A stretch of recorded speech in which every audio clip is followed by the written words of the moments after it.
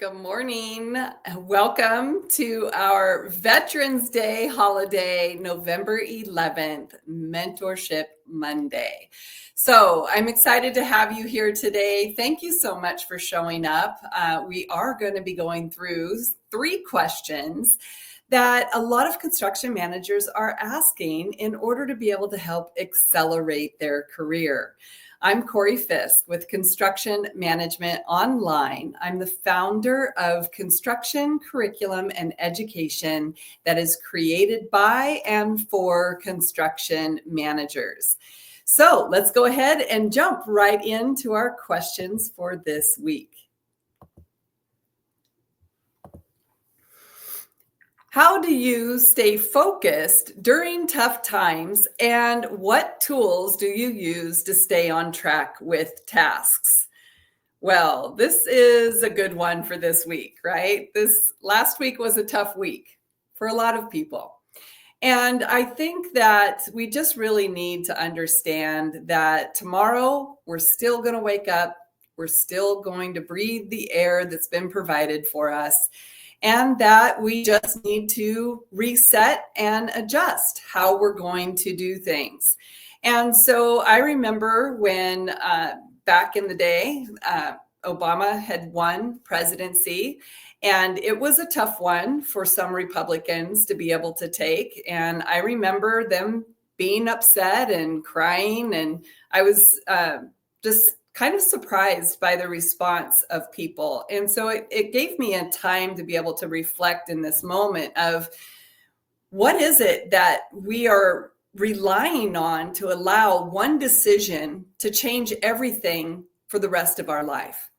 And so really just understanding and recognizing that your candidate may not have won last week, but it still doesn't mean that you don't have the same beliefs that you might have had or the same passion about your initiative. But maybe it should be a time to reflect on how you educate others about your position. We want to always be educating people around us with the understanding that we need to take responsibility and accountability personally. So by blaming others or by seeking retribution on others really is not going to push your movement or your agenda forward. So recognizing what mistakes might have been made or recognizing what could have been done better is going to be a better use of your time. Now, there still is a need for grieving, and that grieving needs to take place in order to be able to release those poisons from inside of you. But just be responsible and accountable with your actions, and understand that sometimes those sharp words that come off of your tongue are words that are going to end up stabbing like a knife and severing relationships that you might need in the future. So when we're talking about life or when we're talking about construction, we can apply a lot of the same skills and transition that thinking over into being the best construction manager that we can be. Job sites are not easy, and there are going to be a lot of tough conversations. And so recognizing a few things is going to be able to help us move that agenda forward and keep a cohesive work site even in the midst of tough times. So one of the ways that we need to be able to do this is by establishing trust. Now, trust, again, it doesn't mean that I have to believe exactly what you believe, and you don't have to believe what I believe. But you need to trust that I'm being sincere and authentic in the information that I'm providing you. And I'm providing you that information based off of research that I have done, which means that it's probably tainted towards the way that I believe. So if there's additional education or research necessary in order for you to gain a balanced viewpoint, then that's on you, and you need to make that happen. Now, when we're transitioning into this area of trust, we need to recognize that these projects sometimes are 2 weeks, sometimes 2 months, sometimes 2 years. And so it's really important to understand that trust is going to have to be established in a very short time frame, and that we want to do it as soon as possible. Because when you're getting into difficult conversations, it's easy to be mean or to be um, critical or judgmental towards someone that you don't know or that you don't trust or that you don't have a relationship with. But when you have a relationship with someone and there's an appreciation and love for each other and can have compassion and empathy, then there becomes at least a pause in how you respond that allows that common sense part to kick in and make sure that we're presenting our information in a way that's going to coax and bring someone over to where our thinking is, or to be able to provide them with the education for them to make their own choices. So whether it's in life or whether it's on a project, we're always going to have tough conversations and tough, tense times. I mean, construction is all about budget and money and time. And so those are things that we just don't ever have enough of. And so they're going to cause some really tense conversations and times on the job site. So if you can establish trust, that's a great way. We want to establish trust through relationship and making sure that we take personal accountability in how we move our life or our project forward. And being able to do that means that we can never have any regrets because we put our all into it. All right, so let's move on to the next question. How do you rebuild a professional relationship when it has soured, and what approaches do you recommend? Okay, so I will say the first step in rebuilding any relationship is just swallowing your ego, right? This is something that in construction, most of us are type A personalities. And so we feel very strong and very passionate about what we do. And it's important that we feel that way. And a lot of times because we are responding as if this company is our company. And companies want employees to feel like they are part of the solution or part of the success of what's going on your projects. And so when a professional relationship has deteriorated, a lot of it has to do around the emotion that has been injected into the specific experiences that you had that created the tension or the anger or frustration between the two of you to hurt your relationship. And so going back, there always has to be one factor, and that is who's going to be the hero. Okay, who's going to be the one to swallow their pride, smash down their ego, step into the room and say, listen, I'm sorry.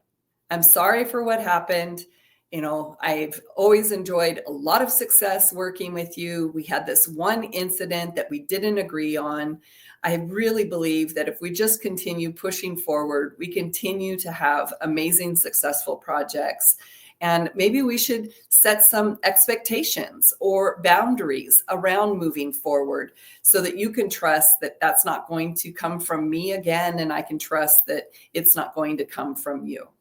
And so being able to do this is going to establish a pathway. It doesn't mean it's always going to work. There's just some hard heads out there in construction that just want to be hard heads. And they probably do that in their life and on the project. And so once you've crossed them or lost their trust, it's going to be really hard to be able to work to gain it back. But again, personal accountability, you need to make sure that you're being the person that you're presenting and that you're promising to be. You can't be two-faced and come up and say, hey, you know, I'm so sorry about what happened, while you're also trying to identify all of the places that you can attack this individual or this team. And so just really making sure that in that professional relationship, even in the hard times, that you remain professional. And keeping everything black and white, straightforward, and collected is going to be able to assist you in that. Having clear expectations and boundaries is going to be really important. I will just give you a personal example. And I loved my dad dearly. He was an amazing man, but he was a good old boy and he was a handshake guy. So when he got out onto a job site and an owner walked up to him and said, "Hey, this isn't going as fast as I want it to go. What do we need to do?" My dad says, "Well, you probably need to treat the soil because it's just too wet for us to be able to get anything done." And the guy goes, "Oh, that's a great idea. Let's go ahead and move forward with that." And so my dad gets the whole crew together and he puts out lime and they treat this whole situation. They get it compacted perfectly within the time frame that was expected. And then my dad tries to turn in a $40,000 change order with no paperwork, no time and materials signed, no change order. Okay. This is putting my license in jeopardy. And so it really got to a point where I had to have a black and white written contract with my dad on each project that I worked on with him, because then he had to come to me in order to be able to discuss what was going to be proposed or taking place so that I could ensure that the proper measures were being taken to keep track of what was necessary to protect my license. Now, my dad hated it at first and would not sign the contract. But when my dad would say something and then conveniently forget about it, or the payment numbers were first started at 10,000 and then all of a sudden it was 12,500, even with family, you have to put your foot down.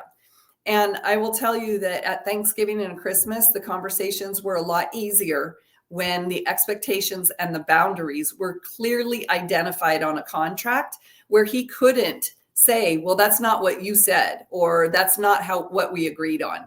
And so it resolved a lot of problems and issues in my life. Of course, it's a very delicate situation, and it's not something where I run out on the job site waving the contract. "This is what this says. This is what you have to do." But you have to use common sense about it, but make sure that you have those expectations and boundaries in place. All right.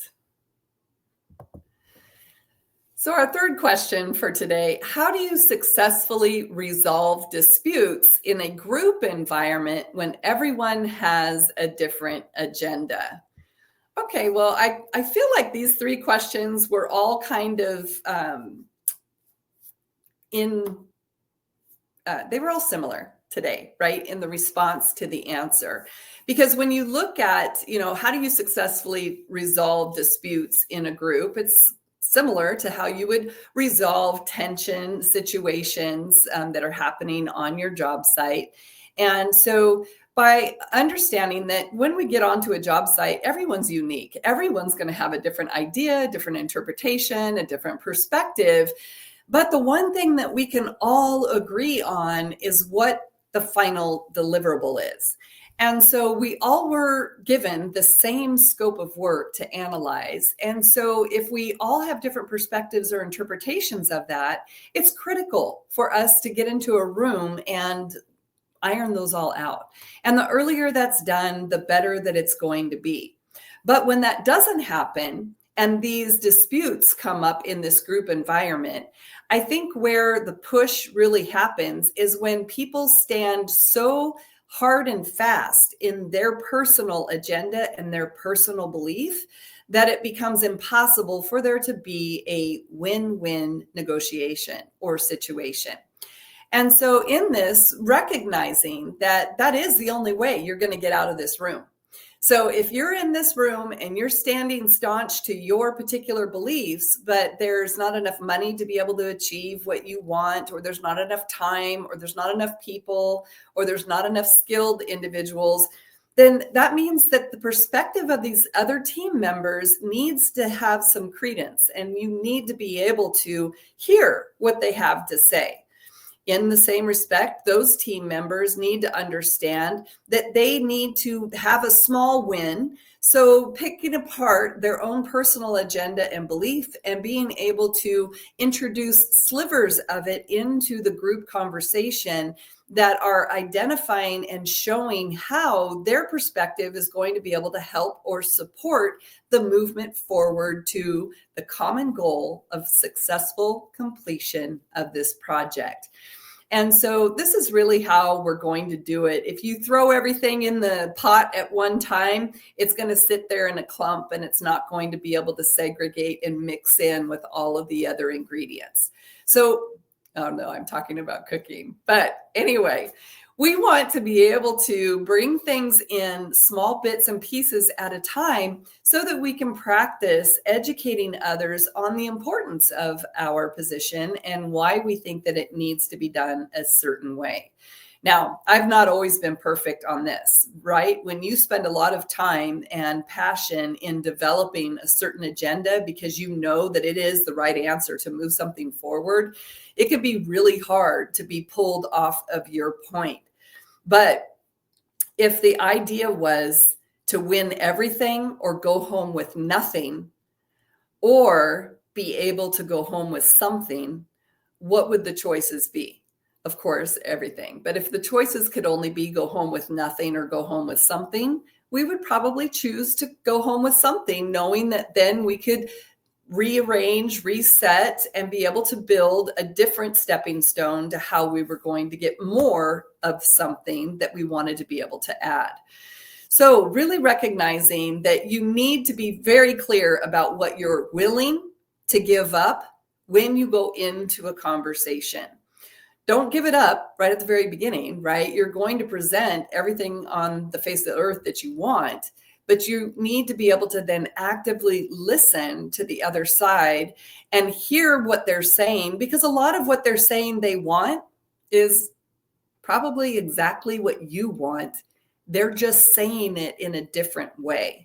So when you actively listen and you can hear what it is that they want that is similar to you, then you just practice the rephrasing of what you want into the language that is comprehensive to them, and then be able to represent the solution moving forward. So this is a practice, and it does take a lot of work, because active listening really means that you're listening to the meat of the conversation, not all of the outside noise of it. And what I like to do are bullet points in a conversation, being able to highlight specific important idea points that are important to that person.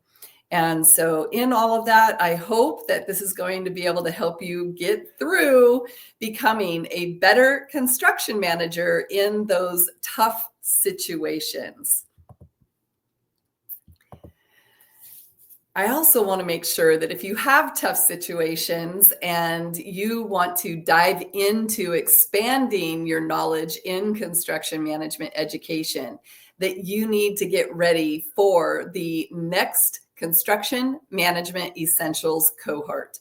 We are going to be starting November 18th, and we're going to be diving into our 12-week thorough, comprehensive construction program that discusses everything from innate, learned, and earned skill sets and how we transition our life skills into construction management by learning about contracts, specifications, drawings, processes, procedures, systems, everything that it is that you need to know in order to be the best possible construction manager. It's not just about how to read drawings, it's about how to interpret drawings and how to be able to use that information moving forward when creating change orders or developing meeting minutes or daily work reports. We're going to be able to build everything in these 12 weeks for you.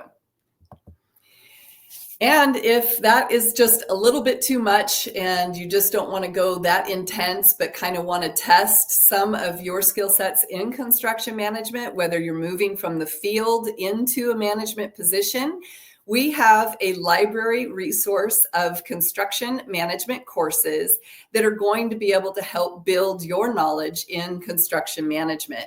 The other thing we do with our skill builder is provide step-by-step instruction so that those interns and apprentices that you have in your job trailer are able to have some real support and guidance on how to create a change order, how to create a submittal, what is a work breakdown structure, and just knowing and understanding the nuances necessary in order to be able to build a strong foundation for their vertical personal growth. And then always, I'm excited to be able to see you next Monday for our Mentorship Monday for our LinkedIn Live. We'll be here at 10 a.m. Pacific Standard Time. And if you want to follow on current events happening with construction management online, you can do so by subscribing to our newsletter. Have an absolute beautiful week, and a sincere thank you to our veterans and everything that you do for us. I am working on an exciting program with a gentleman for our vets and being able to develop a construction management and project management certification. And so looking forward to be able to offer that to our veterans very soon. So everyone, celebrate our Veterans Day, and we will see you next week.